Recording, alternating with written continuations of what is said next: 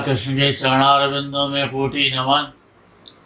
मित्रों को, जिज्ञासुओं को, धर्म प्रेमियों को, ज्योतिष विज्ञान प्रेमियों को हर हर महादेव, बम बम भोले नमः शिवाय। मित्रों, जीवन में धन अत्यधिक महत्वपूर्ण है।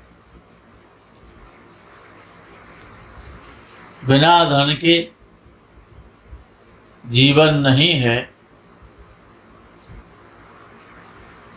और धन जो है वो योग जो बनते हैं, जिनको राजयोग कहा जाता है। राजयोग 3 प्रकार से बनते हैं। यद्यपि राजयोग तो हजारों हजार हैं, 1-2 नहीं है, 100-200 नहीं है, हजारों हजार राजयोग हैं। लेकिन उनकी जो प्रकार हैं, जो क्वालिटी है, वो 3 प्रकार की है। जिस प्रकार से कि पक्षी जो है वो 10 लाख प्रकार के होते हैं। पक्षी गण 10 लाख बताए, तो पक्षियों की संख्या कितनी है वो संख्या नहीं बताई, उनका प्रकार बताया। जैसे जिस प्रकार से के संसार में 4 प्रकार के जीव होते हैं, ये तो ठीक है, लेकिन वो जीव 84 लाख प्रकार के होते हैं, जिनको 84 लाख योनि कहा जाता है।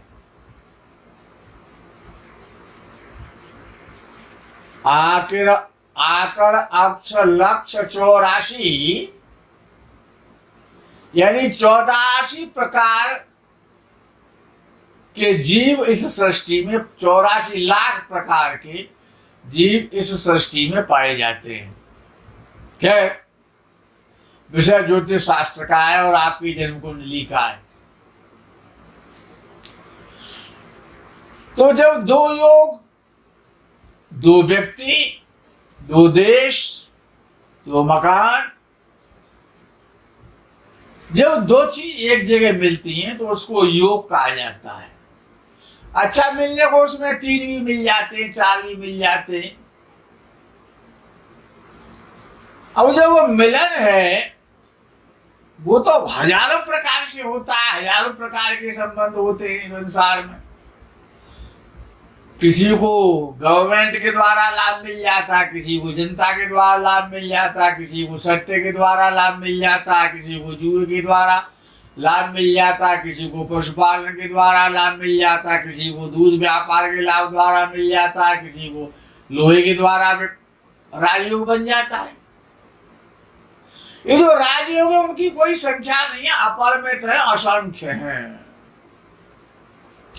जैसे कि नाना भांत राम अवतारा, रामायण शतकोटि अपारा। तो 2 जितना संबंध बढ़िया होगा, और संबंध भी कई प्रकार के, दुश्मनी का भी तो संबंध होता है। पिता पुत्र का संबंध है, भाई भाई का संबंध है, ये संबंध ही तो योग हैं। और योगों में से ही राजयोगों की उत्पत्ति होती है। तो एक तो सत नाम से राजयोग होता है, जिसमें सत्वगुण होता है, जो कि शुभ ग्रहों के द्वारा बनता है। या लग्नेश, पंचमेश, भाग्येश और दशमेश के द्वारा बनता है, वो सत राजयोग कहलाता है। दूसरे प्रकार का है रज नाम का राजयोग। क्यों 3 गुण होते हैं, सतोगुण, रजोगुण और तमोगुण। 3 प्रकार के ग्रह, तो सतोगुणी ग्रहों के द्वारा जो राजयोग बनता है वो सर्वोच्च कोटि का राजयोग होता है। जो भाव हैं जो अभी आपको बनाए, ये सतोगुणी भाव हैं।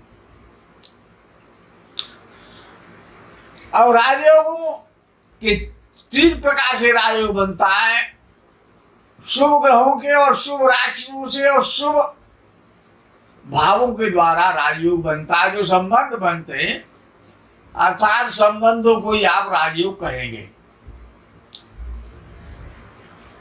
दूसरा राजयोग होता है रज नाम से राजयोग, तीसरा होता है तम नाम से राजयोग। ये 3 क्वालिटी के राजयोग हैं।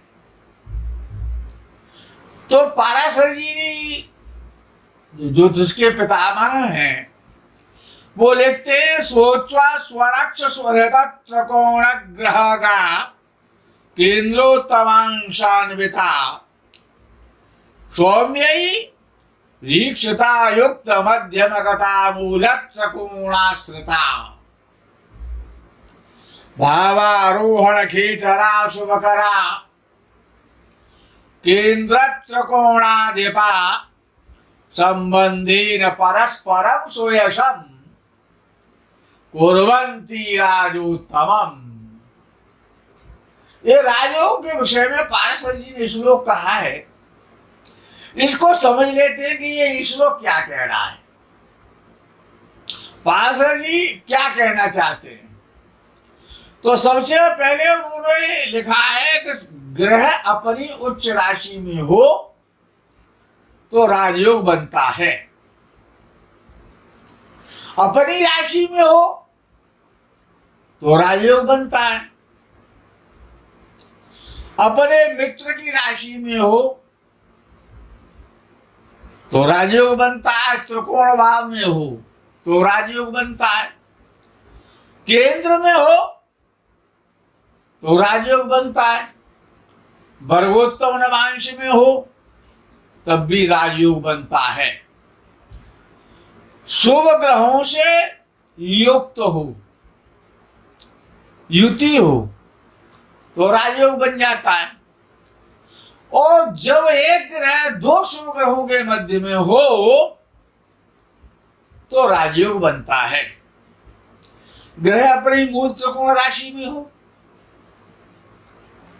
तो राजयोग बनता है, और अपने भाव मध्य के समीप हो तब भी राजयोग बनता है। इस प्रकार के जितने भी संबंध कुंडली में बनते हैं वे सभी सुफल देने वाले योग हो जाते हैं, जिनको राजयोग की संज्ञा दे दी जाती है। केंद्र और त्रिकोण का स्वामी यदि ग्रह दृष्टि केंद्र और त्रिकोण के स्वामी में आपस में एक दूसरे को देखते हो, ग्रह दृष्टि हो, या केंद्र त्रिकोण के स्वामी की युति हो, या केंद्र त्रिकोण के स्वामी का व्यत्यय योग हो यानी परिवर्तन योग हो, तो ये संबंधों के द्वारा भी जो योग बनता है, जो सुफल देने वाला योग बनता है, वो राजयोग कहलाता है। अब ये तो राजयोग बन गए, बहुत अच्छा फल देते।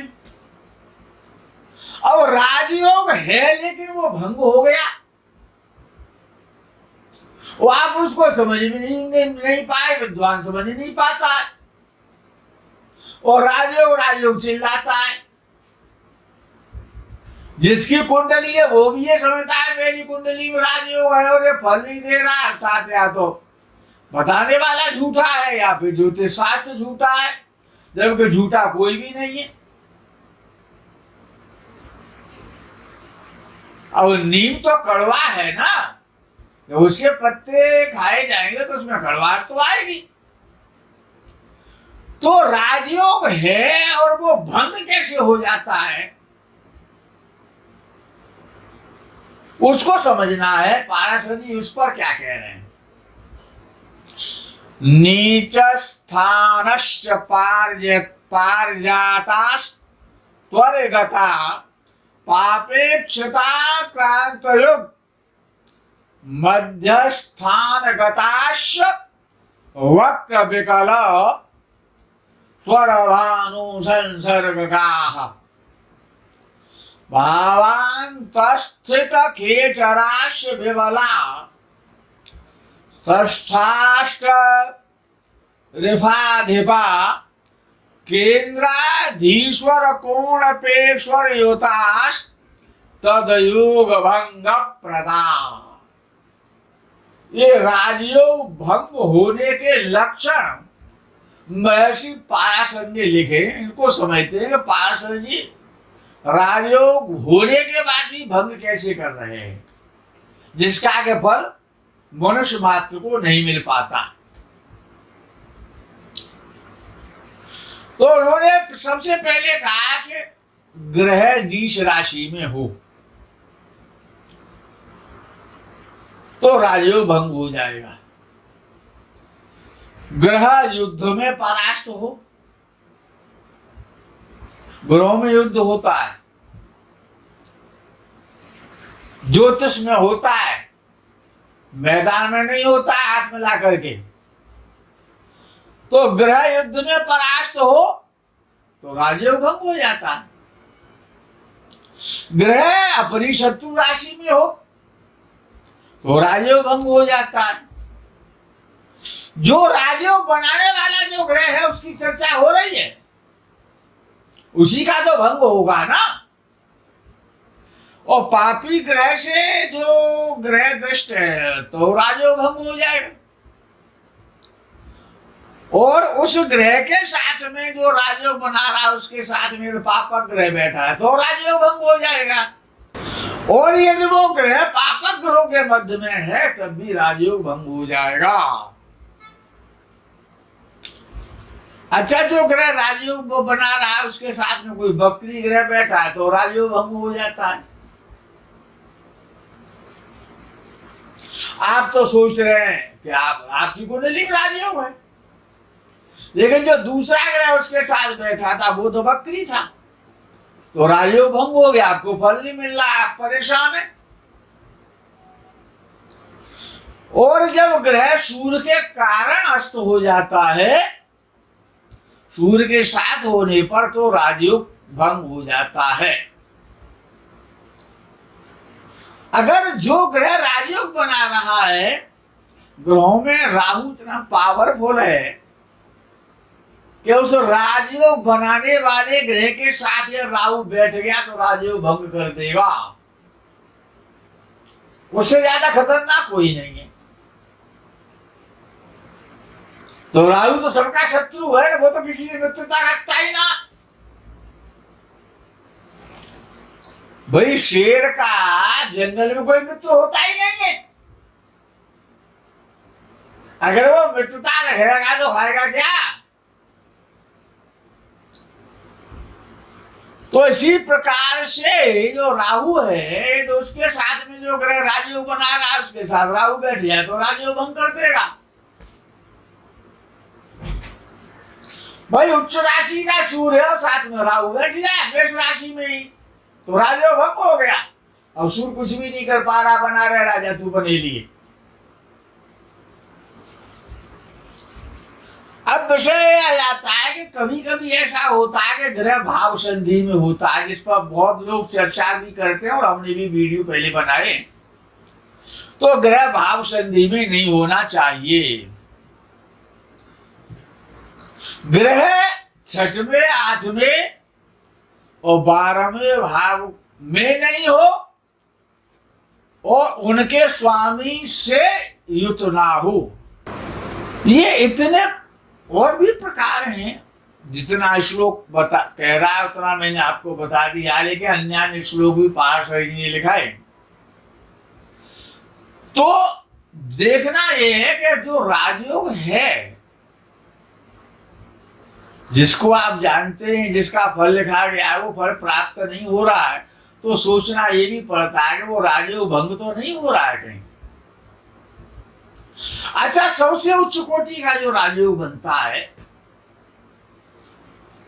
वो इस जन्म कुंडली में जो 12 भाव हैं, ये जो आपके सामने एक जो जन्म कुंडली बनी हुई है, इसमें जो 12 भाव हैं, एक तो ये नवम भाव जो भाग्य स्थान कहलाता है, वह भाग्य भाव है, धर्म का भाव है और आपके पिता का भाव है। और ये दशम भाव है, ये आपका कर्म है। ये धर्म है तो ये कर्म है।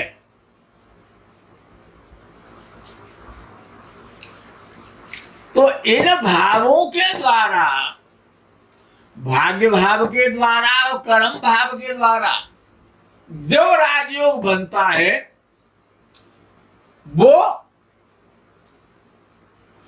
परमोच्च कोटि का राजयोग कहलाता है। इनके माध्यम से नवमें भाव के द्वारा और 10वें भाव के द्वारा जब इनका आपस में संबंध होता है, तो वो लाजवाब राजयोग बन जाता है। वो बनता कैसे है कि नवम भाव का स्वामी नवम भाव में हो और दशम भाव का स्वामी दशम भाव में हो, तो हो गया राजयोग। नवम भाव का स्वामी नवम भाव में और दशम भाव का स्वामी दशम भाव में, बन गया राजयोग।